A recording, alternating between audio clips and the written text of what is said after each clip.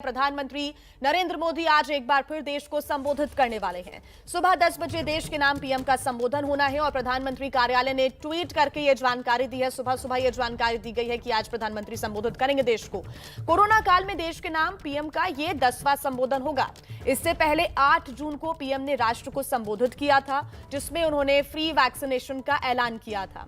आज पीएम किन मुद्दों पर बोलेंगे यह अभी साफ नहीं है। इसको लेकर अलग अलग तरह की अटकलें लगाई जा रही हैं। ऐसे में अर्थव्यवस्था से लेकर बच्चों की वैक्सीन, 100 करोड़ वैक्सीन, गरीब कल्याण योजना, आतंकवाद और जम्मू कश्मीर ऐसे विषय हैं जिन पर पीएम मोदी आज बोल सकते हैं।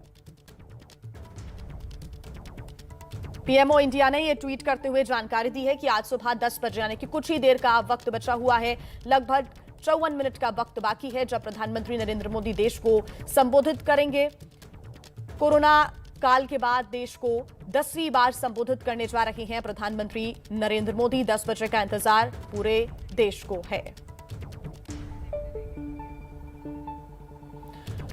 तो आपको बता दें कि इसके पहले भी प्रधानमंत्री नरेंद्र मोदी जब भी संबोधन करने के लिए आए, एक बड़े ऐलान के साथ उन्होंने बड़े ऐलान किए हैं। वो महत्वपूर्ण मुद्दे जिन पर आज वो ऐलान कर सकते हैं या फिर आप कुछ बातों का जिक्र कर सकते हैं, उन मुद्दों को भी आपको हम बता रहे हैं।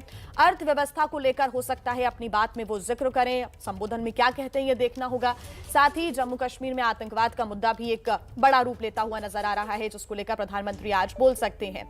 साथ ही कल एक बड़ा कीर्तिमान स्थापित किया है भारत ने, वो है 100 करोड़ वैक्सीनेशन का आंकड़ा पार किया है।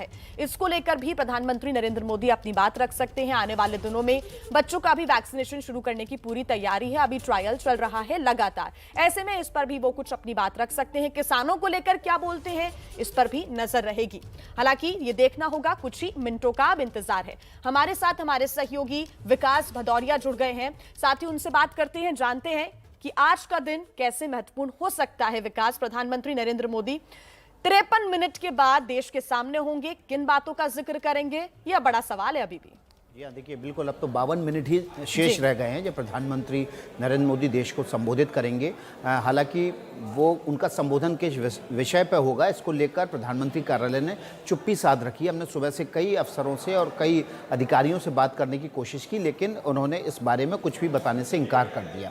प्रधानमंत्री आमतौर पर उन्हीं विषयों पर बोलते हैं जो ज्वलंत होते हैं और जिन पर देश उनकी राय जानना और समझना चाहता है। जो सबसे बड़ा मुद्दा है आज की डेट में वो है 100 करोड़ वैक्सीन की डोज, और देश ने एक बार कंधे से कंधा मिलाकर सरकार के साथ खड़े होकर प्रधानमंत्री के आह्वान पर 100 करोड़ डोज लगवाई हैं। प्रधानमंत्री ने आज तमाम अखबारों में अपना लेख भी लिखा है और उसी तरह प्रधानमंत्री संभवतः देश को इस मुद्दे पर संबोधित करना चाहते हैं।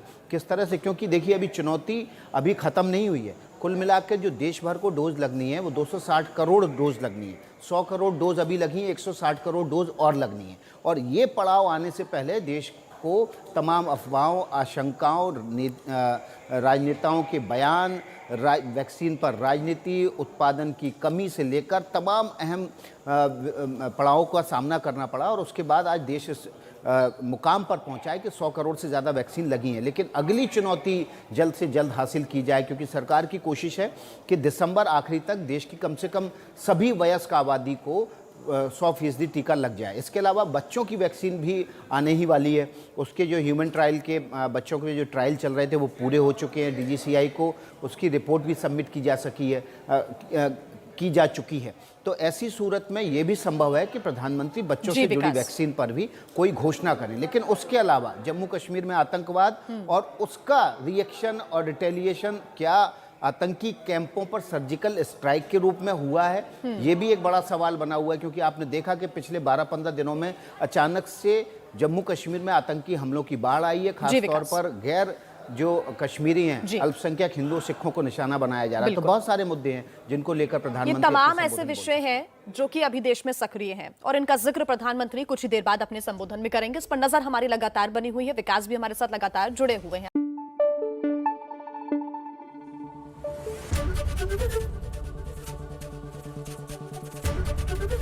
ABP न्यूज आपको रखे आगे।